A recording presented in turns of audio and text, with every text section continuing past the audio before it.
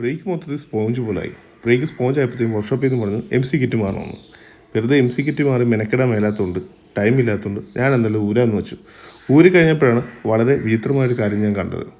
Brake fluid മാറാതെ അതൊരു ഓക്സിഡൈസായി ജെല്ലിൻ്റെ രൂപത്തിലായിരിക്കുന്നു, gel formation ആയിരിക്കുന്നു.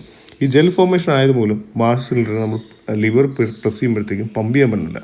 ഈ ബ്രേക്ക് സിസ്റ്റം മൊത്തം ഹൈഡ്രോളിക്സിലാണല്ലോ വർക്ക് ചെയ്യുന്നത്. അതുകൊണ്ട് ആ ജെല്ലെല്ലാം ഞാൻ എന്നെക്കൊണ്ട് പറ്റുന്ന രീതിയിൽ ഇളക്കിയെടുത്തു. എന്നിട്ട് പുതിയ ഡോട്ട് ഫോറിൻ്റെ ഫ്ലൂയിഡ് ഒഴിച്ചു, വീട്ടിലിരിപ്പുണ്ടായിരുന്നു. അത് ഒഴിച്ചിട്ട് നേരെ പമ്പി നോക്കി റെഡിയാവുമെന്ന് അറിയാൻ വേണ്ടി.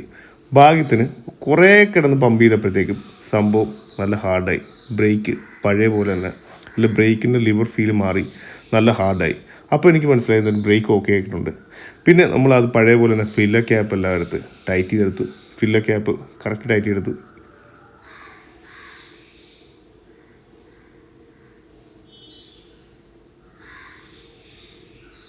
ഫില്ലർ ക്യാപ്പ് ടൈറ്റ് ചെയ്ത് കഴിഞ്ഞിട്ടാണ് ഈ പല വർക്ക്ഷോപ്പിലും കണ്ടുള്ളതാണ് ഈ ബ്രേക്ക് ഫ്ലൂയിഡ് അവിടെ തന്നെ കിടക്കും. നമ്മൾ മൈൻഡ് ചെയ്യാറില്ല. പലരും മൈൻഡ് ചെയ്യാൻ പോകുന്നത് ഞാൻ കണ്ടിട്ടുണ്ട്. ഇങ്ങനെ ഈ ബ്രേക്ക് ഫ്ലൂയിഡ് കിടന്നിട്ടുണ്ടെങ്കിൽ അത് അവിടെ ഭാഗം മൊത്തം പെയിൻറ്റ് ഇളകാൻ അല്ലെങ്കിൽ പ്ലാസ്റ്റിക് ഫീഡായി പോകാൻ ചാൻസ് ഉണ്ട്.